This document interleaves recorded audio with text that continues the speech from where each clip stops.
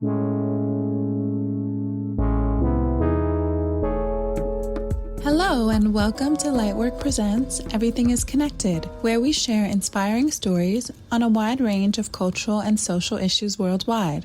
We also feature exclusive interviews and have creative contemporaries who are shaping culture in art, music, and fashion join us. So stay tuned because you never know who we'll have on the show. I'm the host and creator Folasade Ologundudu, and thanks for listening. This first season, we're highlighting artists, curators, and art professionals from across the globe as we explore the African diaspora. We're also joined by the allies and supporters who seek to empower creatives of color throughout the world. We speak on issues of identity, love, spirituality, heritage, craft, and what it means to be a Black artist today, and all of the things that come with being a creative professional in the art industry. We share thoughts on life, work, business, and current events. No idea is too mundane, and no topic is off limits. Each episode, like each guest, is truly unique. Join us as we continue the journey of sharing empowering and inspiring stories. Let's go! On this episode, we're joined by Layo Bright. Late last year, in 2020, I sat down with Layo to learn more about her work and practice. In the middle of the pandemic, which we're still living through, we talked about some of the central themes she focuses on in her work.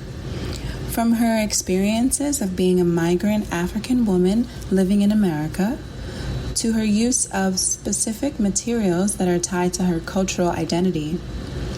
Layo is a Nigerian artist working mainly in the 3D space, with sculptures that lend themselves to tell the story of her identity and cultural heritage as a West African woman born and raised in Lagos, Nigeria. She currently lives and works in New York City. Bright completed her MFA at Parsons in 2018 with honors. In her newer works, she's continuing to explore themes of the South through portraiture, using glass, clay, and traditional textiles to tell her story. Let's get started on this episode with Layo Bright. I want to ask you a little bit about ideas or concepts of identity and how you use visual representation to talk about identity, womanhood. It's something that is at the forefront. I can't put my face there without it literally being the main crux of the discussion. And I think it expands from self. Identity as a Nigerian Yoruba migrant woman living and working in the US. For a long time, I felt othered, as many people do, but othered in a society that couldn't or wouldn't recognize me as different from an idea that they had built for me. It was also in the context of Nigeria, within my own home country. As a woman growing up in Lagos, there are a lot of perceptions that come with that, a lot of behavior attributed to me and ways I am treated. And then coming here, not only are you all these things, but you're also Black. Can you talk to me a little bit more about your heritage and being a Yoruba woman and coming from Ile-Ife? My father's Nigerian. Oh, nice. And he's also from Ile-Ife. That was a long journey for me as well, and it's still ongoing, I feel. One thing is, having been grown up in Nigeria, people assume I know fully my culture. I remember one secondary school teacher would be like, "Where are you from?" I'll say Lagos. He's like, "You can't be from Lagos." And I got so angry, right? I'm like, I am from Lagos. What do you mean? My father said. And right? But then, of course, questions come in. Why is my surname Bright? You know, why is it my surname? You know? And the curiosities around that. I wanted to talk to my grand aunt because a lot of this is like people pass on and the information passes on with them. Having an oral tradition as Yoruba people, there's an oral tradition and much of it isn't written, right? So like, well, actually, the Brights migrated from Ile-Ife. It was more unfolding enough to get a real sense of self and how one moves about in space. She did pass like 2 weeks after that, which was also very emotional for me. Because like, imagine not having that conversation. There are like 9 branches, and we are actually kind of the family of chiefs of some sort in Ile-Ife that would like advise and be counsel to the Oni. That's the king. So it was really interesting to uncover that and be like, okay, I want to know more of this. And it's really important to know where one comes from, or at least make those connections. I think it really forms a lot of how one lives and how one continues that legacy. Looking at Ife as the cradle of the Yoruba race, of Black race, I think of how people embody the blackness in them, embody their African heritage. Tribal marks in African culture, my dad would say it's like your passport, right? It made me really think that nobody can see the lines on my face. We don't walk around with lines on our face, but it's there, right? It's in how we choose to identify our culture. It's the reality of my face and features, but then it's the unseen, right? Unseen identity we carry everywhere. I had a conversation with Kari Turner, and he was saying is that in some way there's an element of portraiture in everyone's work.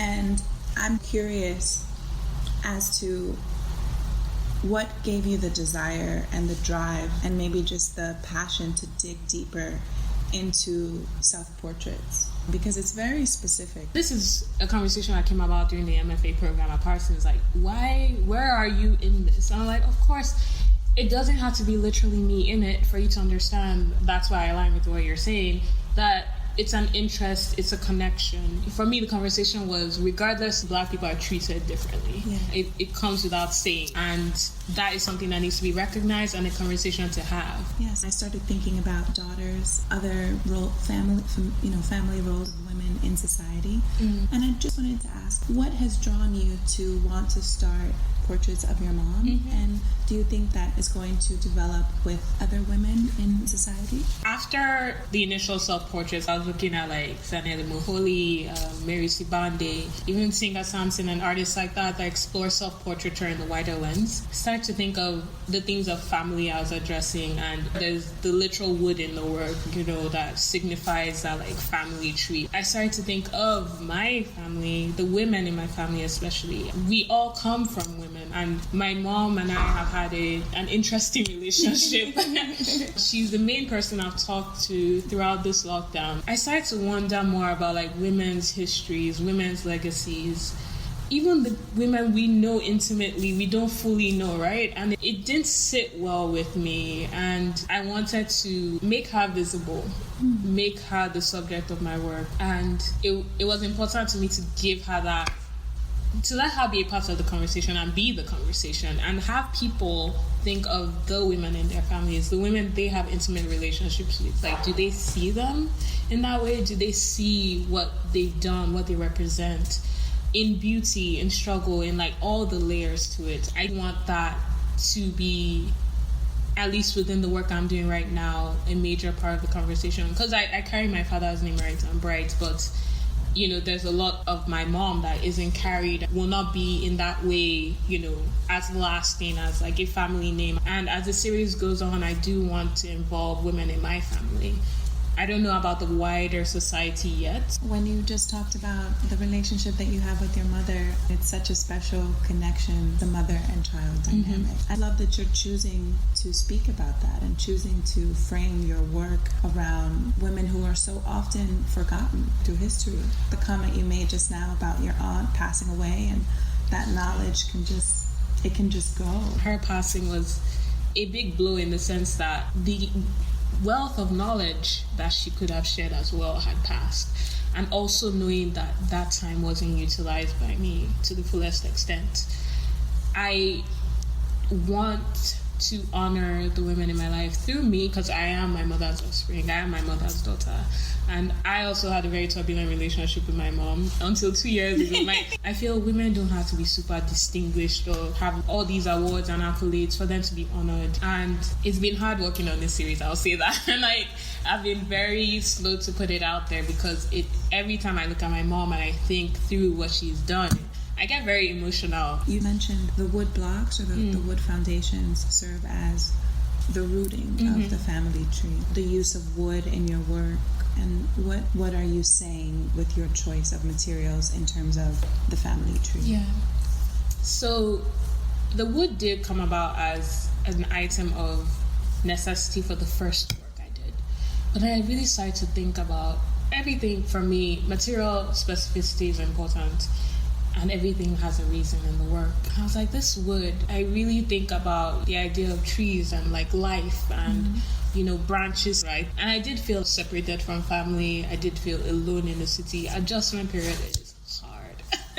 when you have no friends and family like that really connect to you in the city, or really, you're seeing all the time and you're adjusting to a new space. It really spoke to my mindset at the time. Like, I do come from this amazing family lineage. I have them, but I am also wading through this present moment alone, right? I am also sprouting out from and being myself in the midst of all this. And I started to think of my clan. These are my people, the family cloth. And like, who is family in that sense? Family isn't just the Brights, like in the sense of, African culture and Black legacy. Family in that sense, having been one in the wider scope of the globalized Black family. Mm-hmm. And that was and is what I'm also addressing in that context. I wanted to ask about the use of African textiles and objects. I know that you often use the Ghana Must Go bag, which is just such a popular African item, but I don't know if people really know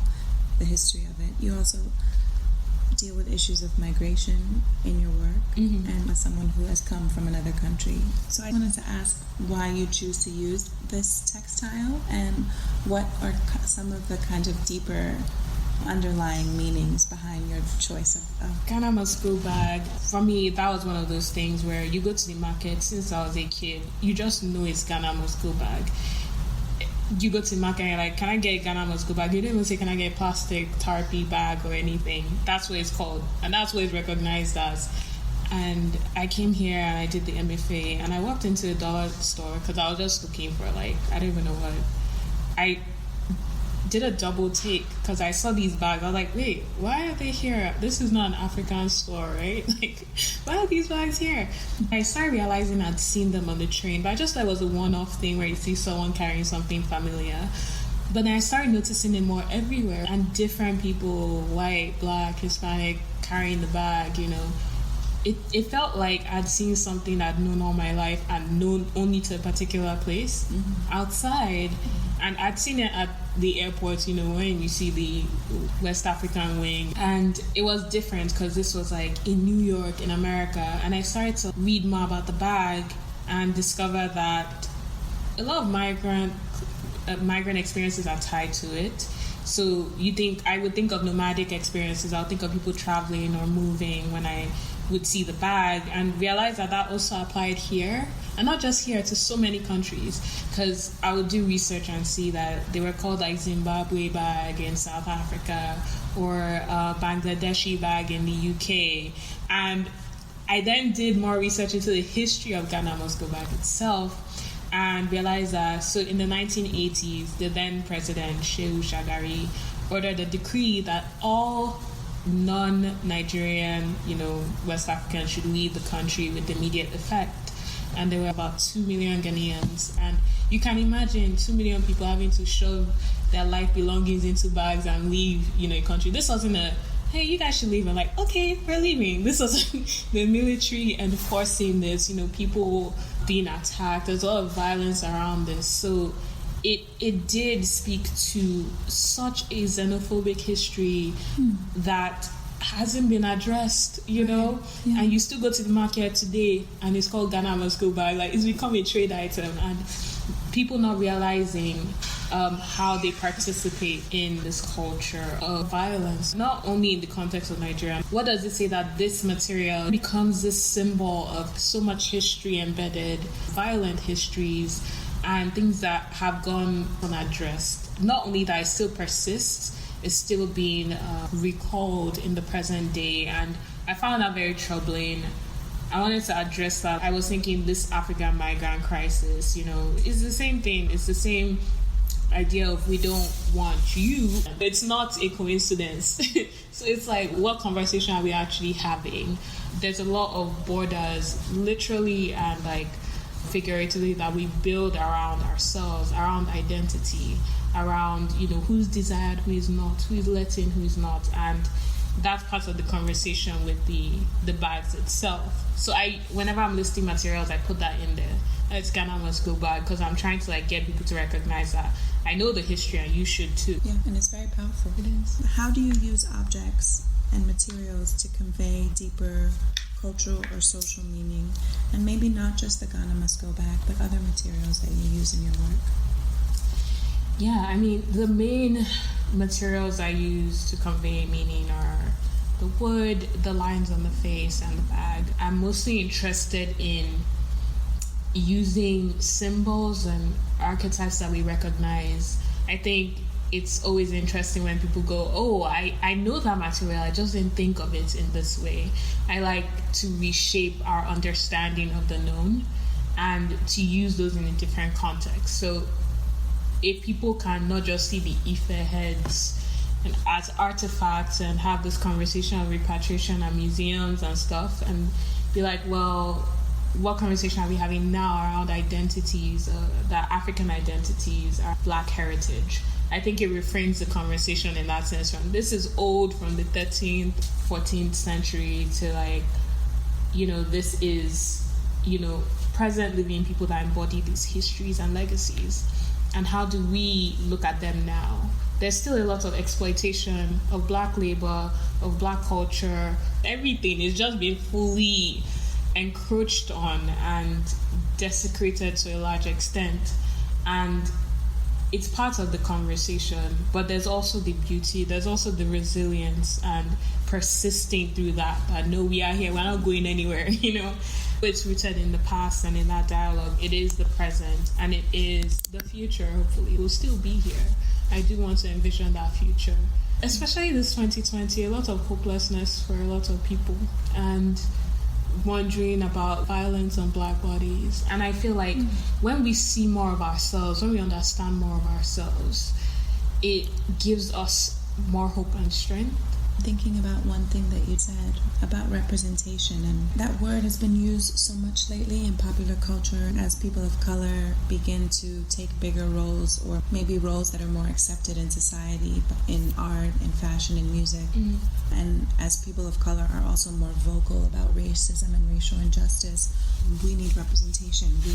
We need to see ourselves reflected in the world around us. I'm interested in what continuing to push that envelope looks like, and I love that you said you're hopeful. I feel like that's really the beauty and the magic of being an artist, bringing out these powerful emotions that elicit a good feeling and elicit feelings that will be a catalyst to move people forward and to push people in a positive direction. So about your views on representation, especially as a African woman and as an African artist. It would be nice if we lived in a world where you were just an artist. But the truth is that we don't live in that world yet. Maybe we will get there at some point, but we are still, as Black people, we're still looked at for our skin color before anything else. And so I would love to hear you reflect a little bit on representation as an artist and as a Black artist. It's a wide conversation, but for me, I want to be seen and I want to see others like me. That's what it just comes down to, a representation of culture. And because we live in a world where this is how it's shaped out. We live in a world of oppression and a world that doesn't recognize difference as normal or just what it is. As a young woman who has migrated from another country and also, from a place where you come to America, and in Nigeria you're an African woman, but here you're Black. And that doesn't mean the same thing. How would you describe your migration from Nigeria to New York, and what's it been like for you to be in school here? But also, more importantly, I really want to dive deep into the experience of being an African woman in Africa and understanding your own place in the world, and then coming to America and being Black. I'll start with being an African woman coming to America. I would like to say I was well prepared. I don't think I was. It's one thing to know the knowledge of something, it's another thing to experience it. There's race issues, there's this and that, but actually coming here and living it, it's a different thing. Because I think in Lagos it was the idea that, this thing happens to Black people in America. I know there are a lot of stereotypes. I know there's a conversation that extends from being in educational institutions to the workplace to like housing to these things, and I was like, I would read the articles like, wow, that sucks. But then when it's me like looking for housing, looking for a job or like having people say some comments, it's like, wow, okay, that's how it hits. It hits different. And it then became a thing of I am black. And it took me a while to say that, like, I am black, because it's the conversation that's different from I am African living in Africa to I am black in the world.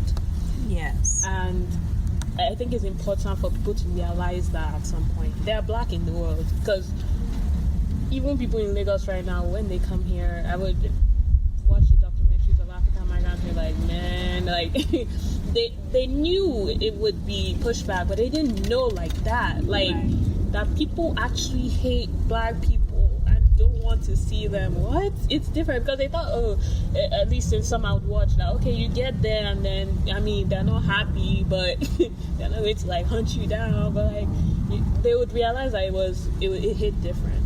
And I think in a lot of contexts, that's what I felt. I've come to accept my blackness in that sense, like being black in the world, and hone it and embrace it fully, because there's nothing to be apologetic for. There's nothing to hide about it. There's nothing to dampen or like, okay, I'm just going to like mute myself, get through the system, do what I have to do. Like, no, you can be your glorious self regardless. And I think one has to live a life fully, you know. I think it's not just surviving, because there's a lot of let's just survive, but now like, nah, going full on out, because one has to live life fully. And I think black people should be able to live life fully, not just survive, but be glorious, be appreciated, be honored, enjoy life. I had a conversation with Ferrari Shepherd. And he's American, he's from Chicago, but he spent a lot of time living abroad in different parts of Africa. And he's like, black people have been oppressed for so long that he's like, in my estimation, in my opinion, they don't even know what it would look like to see themselves win. And I was listening to our chat the other day, and I was just thinking about that and thinking about how much of the artwork that I'm seeing right now from black and African artists that's so beautiful. It's such a celebration of blackness. It's sort of holding this light and holding this space for black people to exist in their fullness, which I think, especially for as young emerging artists, to be creating work that is going to spark that, not only within the art community and the art world, but for young black people who really need to see that and need that exposure. I feel like it's such an exciting time to produce work that can have that much meaning and that much intention. I fully agree, because there are people that love the work that's being made, but there are those people that are like, aren't you tired of representing blackness in this way? You know, there's a wider conversation of the art market. I'm like, people still want to see themselves and have others feel okay with their identity. And regardless of this conversation around that art market, it's important.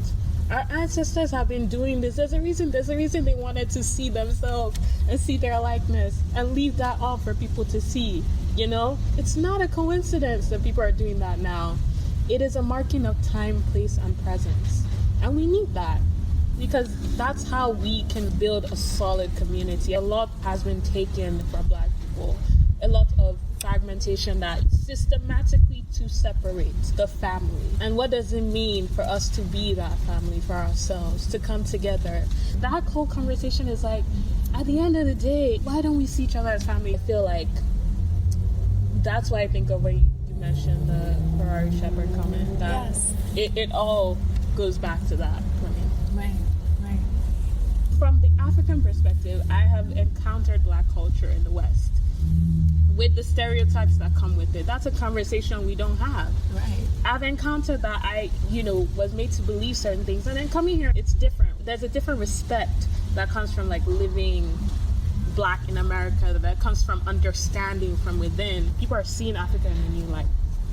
But for the black family, how are we getting people to invest in black futures? For me, it's a wider conversation. Yes, perception, but how can we actually start building black wealth? Black enterprise that goes back to the continent. So many of the people that I speak to lately are right there. They're like, I'm thinking about my life and the way I'm thinking about my future. The plan is to heavily invest financially in Africa, in different countries. There are so many people I know who are like, Africa is the place that I want to be. It's where I feel at home. As a Black person in the world, it's the one place where I feel comfortable. I hope that more young Black people, young African people see the power in Black enterprise. Is there anything else you'd like to share, or anything else just on your mind that you've been going through or experiencing? I feel like it's been a year of unfolding. We, to a large extent, have had to confront parts of ourselves that for a lot of people, they've not had to ever. And even though I felt like I was in a good place of like understanding myself and what I wanted to do, I had a hard time in the past few months confronting that, knowing what I want to do with it, coming out on top. Because the first thing I was like, I have to keep making work throughout COVID regardless, because I have a lot to say. And then having those days like, oh, this is actually a lot. Today, getting up is even a task, more or less, making work. And I think people have, at least I'll speak for myself, I have tethered to a lot of things and people that I felt gave me strength, that I felt could uplift me, that I felt could motivate me through this moment, because I was like, in times where I couldn't do it alone. And it's made me think about community more. It's made me think about who we turn to when we really feel alone, when we feel we have nothing, when we feel like there's a whole country trying to like, do its thing against Black people, against minority groups. I would read, there's an inundation of information, an inundation of problems. It's like, man, that's a lot for one person. So how do I be vulnerable? How do I know that it's okay to need people? For me personally, it's been hard to deal with that, especially having been the kind of person that in a lot of ways just like, I don't want to have to rely on people in that way, because I feel at some point they will have to leave or something. That's like a personal thing. But then having to go through this and be like, okay, I need people. Where is everybody at? Calling everybody in the family, calling friends, calling artists, being that, looking for that support system and being that. I think it's crucial, and it's something that I want to see more of in this field. I feel like I'm trying to connect more with artists that are in that mind state. We're friends. I'm friends now with a few artists where we came together because of COVID. We were all looking for people to support our, what we're going through, and talk about art and just be artists and thinkers. And that has been amazing. I think about what it means being in such a competitive field, because we don't talk about that in the art world. It's competitive as heck. Like, and there's enough, right? There's enough room. There's enough shows. It's enough grants, but somehow we just feel like, Totally. And it's nice to see that people are becoming more open to a large extent. People that were inaccessible before suddenly read their DMs. People, want to have conversations. People want to embrace and bring people into the fold. For a long time, I felt it was the other way. But it's been nice to see that. It's been nice to see community. It's been nice to connect, because more than anything, I think people are trying to make the most of it all.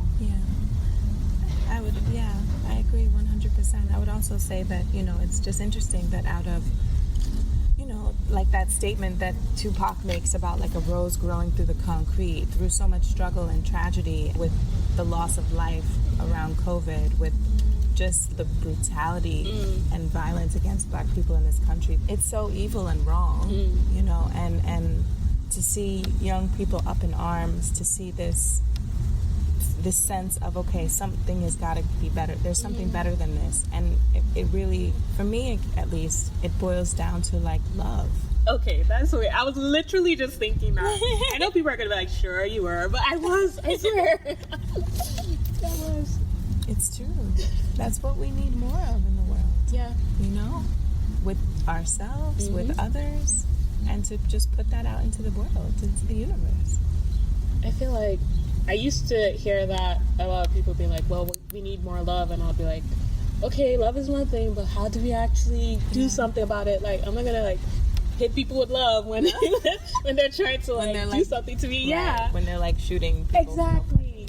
Right. But I really feel like a lot of these things, like you said, stem from the self, right? Like if one loved themselves and knew what it was like to show love, and what is love to love people, right? Like those are fundamental questions that really go a long way, you know? Absolutely. If one knows what it is to love themselves and love others, a lot of the things happening would not be happening.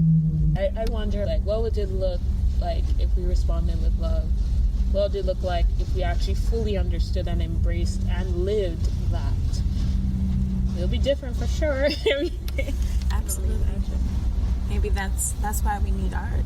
You know, that's why we need art and artists and people who are interested in taking up the good work, the work that's going to help make the world a better place. Yeah. Interesting. That's an interesting... I'll keep going. I'll think about that for a while. You can just hold on to that. Well, I think we're good. Just want to say thank you so much for joining.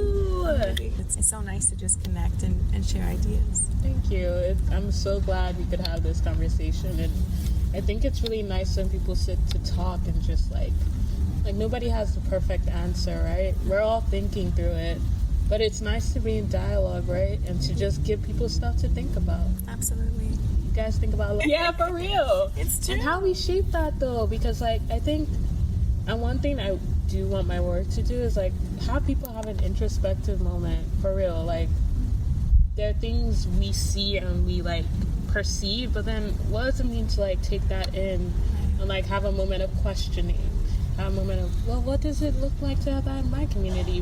We tend, at least I tend to think of things as grand gestures sometimes. It's the little things, right? It's the little things that make so much impact. Absolutely. That's our episode with Layo Bright. Thank you for tuning in. For more information on her, check out the description box of this podcast for more details. Also, we love to hear from you, and we love your support. Please leave us a review. Wherever you listen to podcasts, please subscribe, like, and share. There you have it, folks. It's a wrap. Check us out on our next episode as we continue to connect with artists, curators, and art professionals of color in our exploration of the African diaspora, including the allies who work to support and empower these artists and professionals through their dedication in the field. As always, stay motivated, stay inspired, and stay up. Peace and love, y'all. We out. I'm your host, Folasade Ologundudu, and catch us on our next episode. Thank you again for listening, and we'll see you next time on Lightwork Presents Everything is Connected. Conversations on culture and current events with some of today's most exciting creative contemporaries.